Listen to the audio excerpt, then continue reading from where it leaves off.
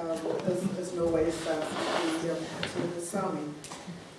Right, our final contributor this morning is Professor John Copeland Nagle, who is a Professor of Law at Notre Dame University in Indiana.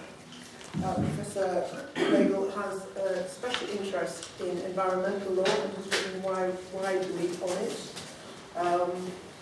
He is currently working with the Chinese on matters of environmental law, which I'm sure goes a little bit further perhaps than just protecting the climate, but I don't know. But today he's going to talk to us about something he's also working on a book about, which is scenic landscapes and how we should protect them. It's fascinating. Thank you very much.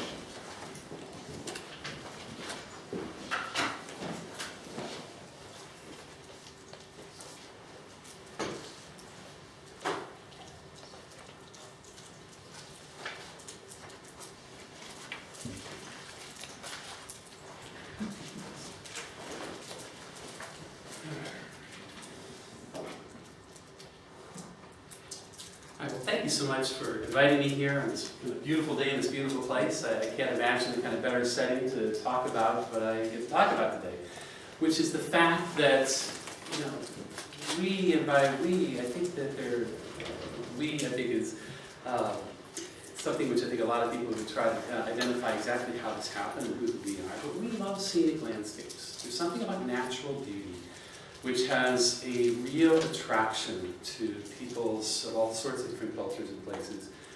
And in particular, there has long been an understanding that northern landscapes are kind of especially beautiful in their own distinctive way.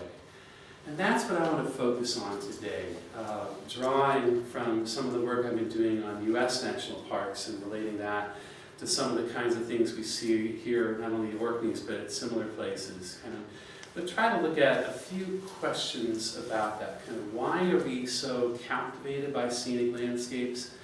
How do we understand which places are especially scenic and which aren't, in terms of what kinds of protective measures we might need to take against the various threats they face? And then, what does trying to preserve a scenic landscape look like? What kinds of things fit into that kind of landscape and which do not?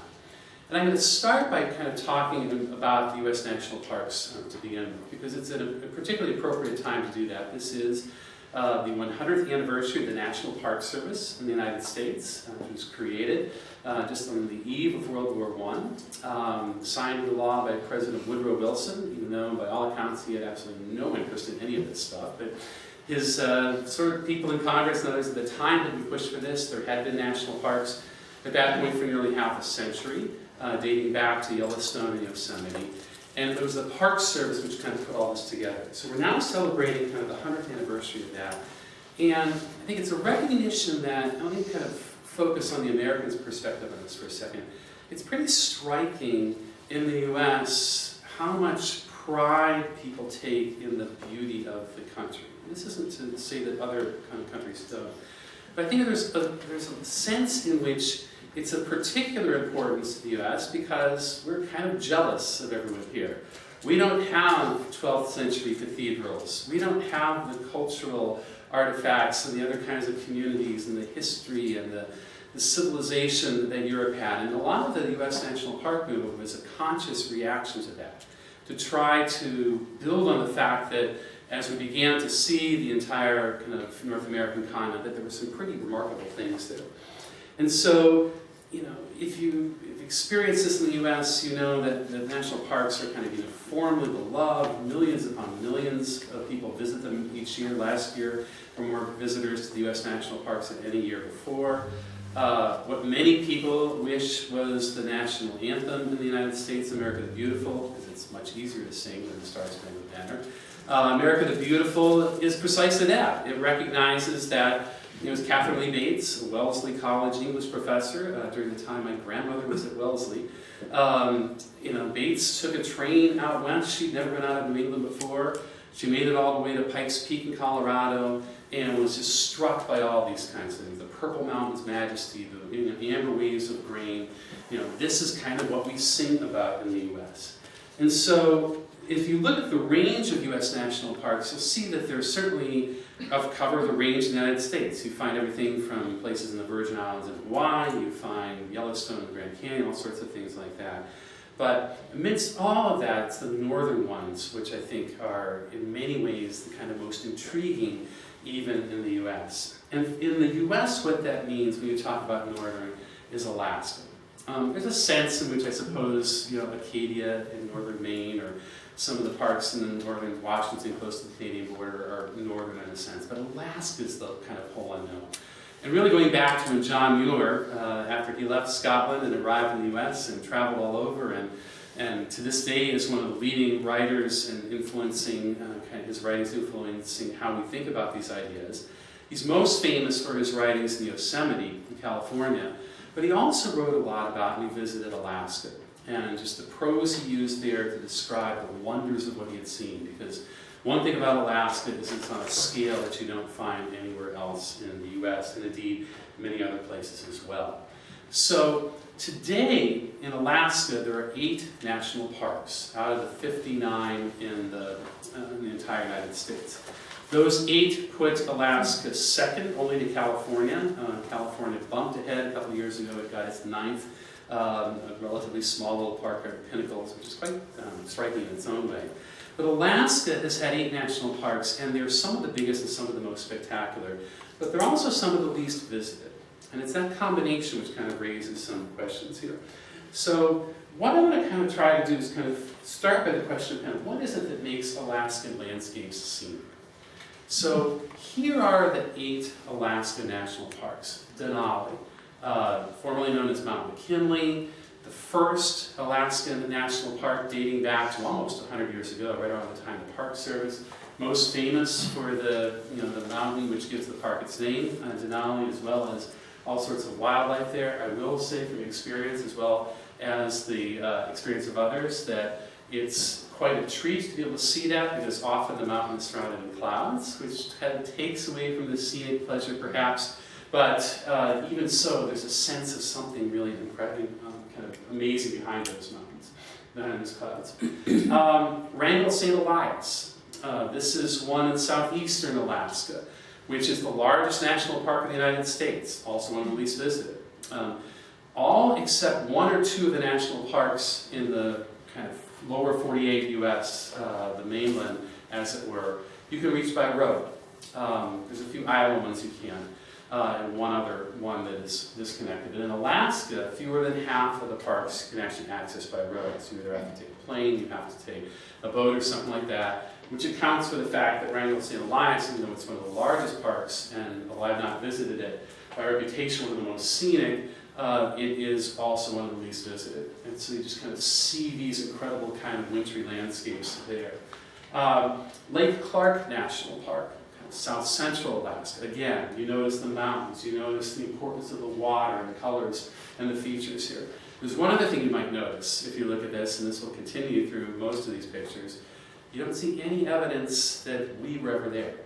There's kind of no indication that people were ever part of the scene. Where, of course, they have been, both the indigenous Inuit and other people in Alaska, as well as kind of explorers and gold miners and such, going back into Russians before that, fur traders at various points. But the national parks in Alaska, you have to look kind of hard to find evidence that we were around.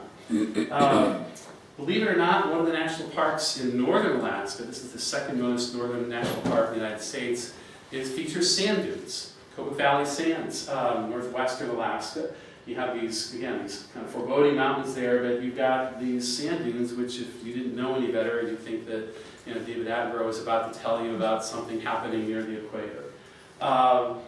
Glacier Bay, perhaps next to Denali, the most famous and most visited of the Alaska National Parks, although here it's by people taking cruises. Never been there. It's kind of the go-to place for Alaskan cruises as you head up the coast through the so-called Inland Passage and visit a whole variety of old kind of Russian towns and places, and you end up in Glacier Bay, which is renowned, again, the water, the mountains featuring the skyline, but also the wildlife. And the whales and the seals and other things there are really part of what makes this particular kind of place particularly attractive. Gates of the Arctic National Park, the northernmost national park, above the Arctic Circle.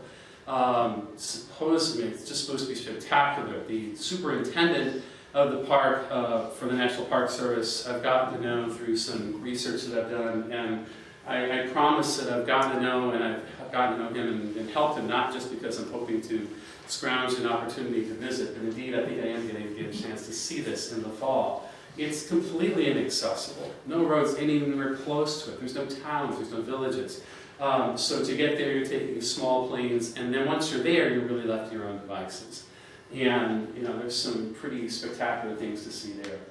This is one that I visited. This is actually a picture that I took. This is down in the southern part of Alaska. This is, what begins with a K. It's down on the Kenai Peninsula. It's Kenai Fjords National Park.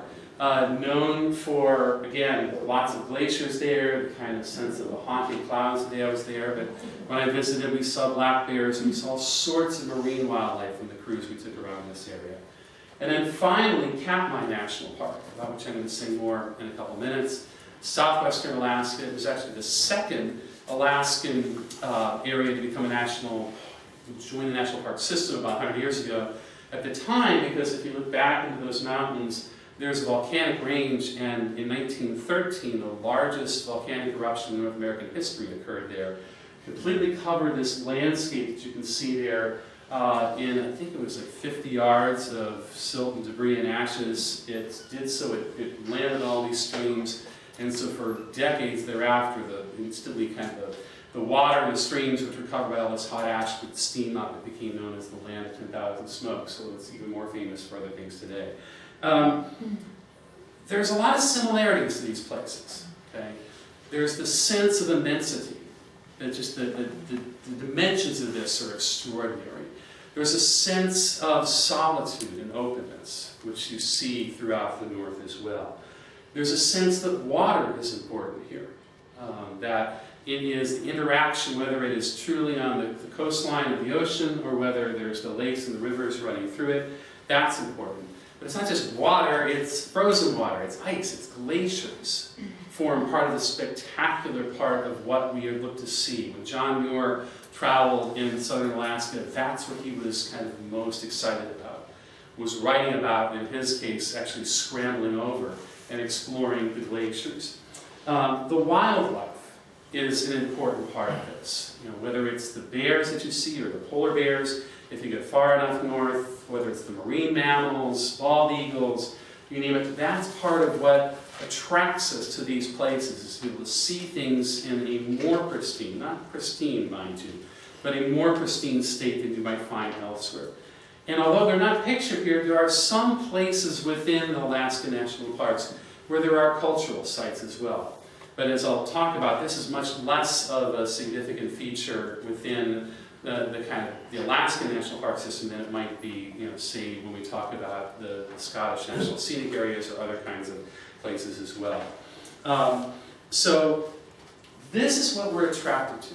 There's this sense of kind of overwhelmingly different beauty, which kind of captures our imagination. And as a law professor, I can't do it justice in terms of the kind of waxing poetic as John Muir or others might do.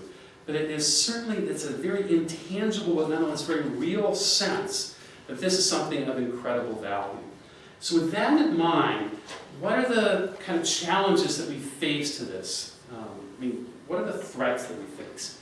And by and large, the parks in Alaska, and I think in the north generally, don't face the same kind of threats as scenic landscapes might in other places. So in particular, think about the Grand Canyon, one of the most visited national parks in the United States, but that's precisely one of the challenges.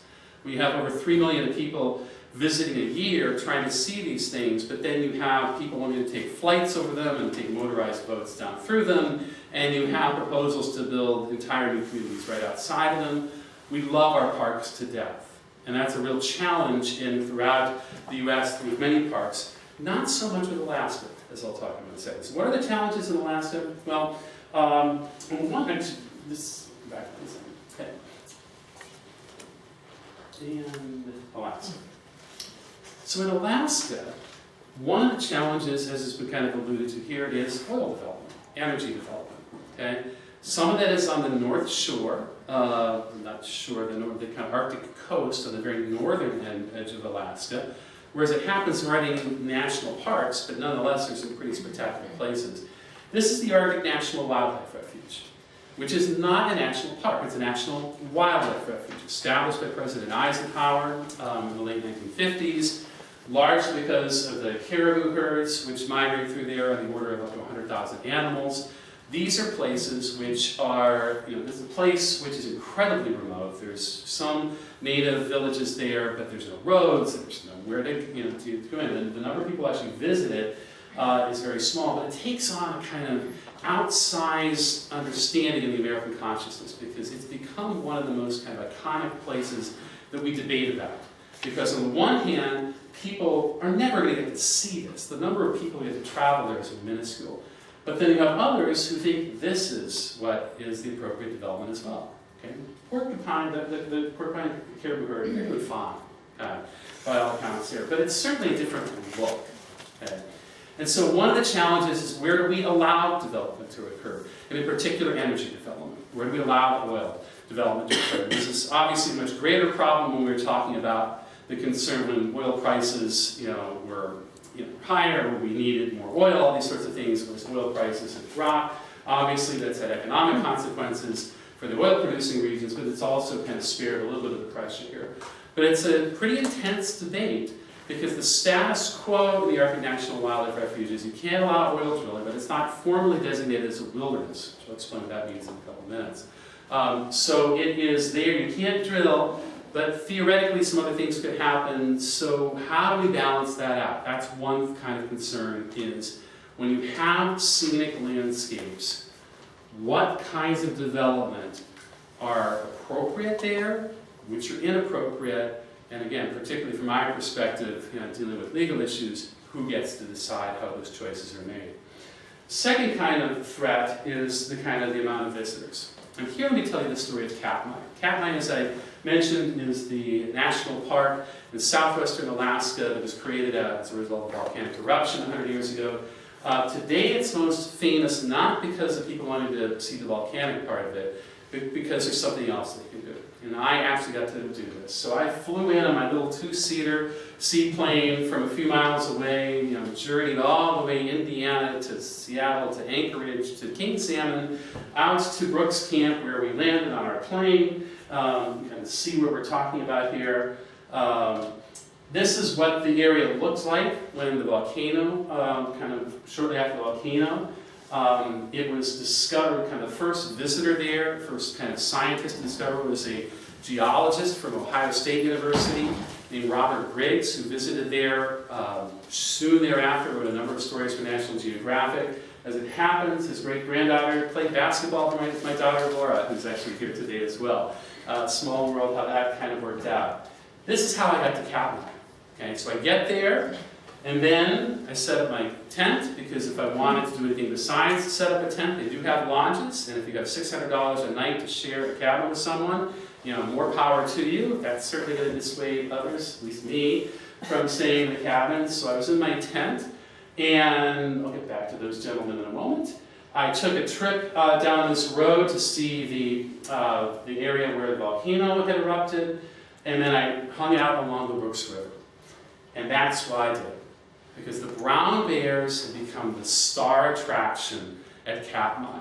It is a place where you can stand up on this kind of ledge there, and there's bears everywhere. It's actually incredibly safe. It sounds like it wouldn't be, but the park rangers are strategically positioned around this one small area where all the kind of development is, and it's not much development, with walkie-talkies to make sure that no one goes anywhere. You can see the bridge is closed when the bear is walking past. You wait your turn. It might have to be 45 minutes, depending on what the bear feels like. But eventually, you get to see the bears. And if you come in July or September, you'll see lots of bears because the salmon are going up there. And so the bears will, just munch on the salmon with their cubs. Now, if you go, I was there in September when the salmon were on their last legs, or as fins, as it were. In July, that's when you see the amazing pictures of the salmon jumping up the falls, and the bears, were there with his mouth open, and that we have to go back to see that sometime. Here they are, okay? And I've never encountered a grizzly in the wild when I wasn't in a car, or there wasn't a whole bunch of people between me and him, in which case I was going to be safe. But these, I'm up on the platform, and there I am. I'm just watching these things. It was an incredible experience. The sight of these bears, but within a larger area that's incredibly hard to get to. And we've kept it that way. So the threats to this obviously be too many visitors. You can get overwhelmed with people, and soon this would not be able to sustain much visitation at all beyond what we already have. Katmai attracts, I think it's about 30,000 visitors a year compared to over 3 million at the Grand Canyon and Yellowstone and Yosemite and places like that. And it's because it's so remote, it's so expensive, there aren't facilities, there's no roads, and we could cure, so to speak, all of those things, but the cure would actually cause the problem. So rather than trying to facilitate too much visitation, we allow visitation. And in a sense, it's kind of tricky, because if you don't have the resources, if you're physically limited or something like that, you're not going to be able to get to Katmai. But for those who do have the opportunity, it really is an extraordinary experience, as you can see here. Okay, then the final threats to kind of the existence of the scenic landscapes, of course, is climate change. I'm not going to say much about that here because it's covered in other kind of sessions we'll talk about. But obviously, when you have something like Glacier National Park in Montana, where the glaciers are melting. Now, in fairness, Glacier wasn't named after the glaciers, it was named after the effect that the glaciers had in carving up the landscape. But still, there's something deeply troubling about the glaciers melting in Glacier National Park. And as other parks in Alaska experience that, because warming has been occurring in Alaska far more rapidly than pretty much anywhere else with respect to the effects of climate change so far, that is going to affect not only the survival of the polar bears and some of the wildlife, but also the very sites that we'll see as well. Okay. So this, though, is no longer in Alaska. Okay? This is one of Scotland's own 40 national scenic areas. Now, there are only 2 national parks as a designation in Scotland. There are 40 so-called national scenic areas, and in that respect, they're similar to, I think there's a similar number, maybe a few more, of areas of outstanding natural beauty throughout England, Wales, and Northern Ireland. And these are places, as their names far more directly suggest than a national park. When we're talking about a national scenic area, or an area of outstanding natural beauty, you can tell what the focus is. But they're actually addressed in some very different ways, and they have some different features. First of all, people live there, okay? So that's the one big difference, is that not only in Scotland and then throughout kind of Britain as well, the scenic areas that we're talking about are scenic in part because of the natural beauty, but they're also scenic in part because of the cultural landscape. And so you look at things like old stone walls, and you see old buildings or ruins or whatever it might happen to be. Those actually are seen as adding to the scenic beauty, even though they're not, strictly speaking, natural. Okay? A second aspect that differentiates what we have here in Scotland from the national parks in the U.S. is that people live in these areas. You can live within a national scenic area. Okay? And that's because the land is a mixture of publicly and privately owned land. National parks are owned by the federal government. There are some inholdings that are privately owned, but they're very small relative to the overall size of each national park.